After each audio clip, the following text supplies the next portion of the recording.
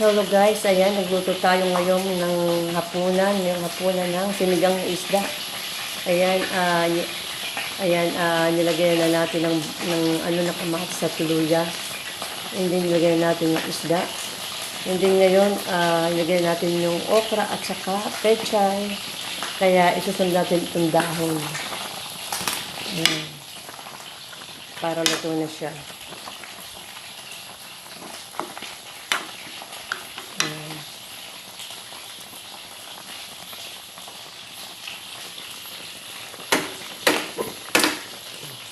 Ayan guys.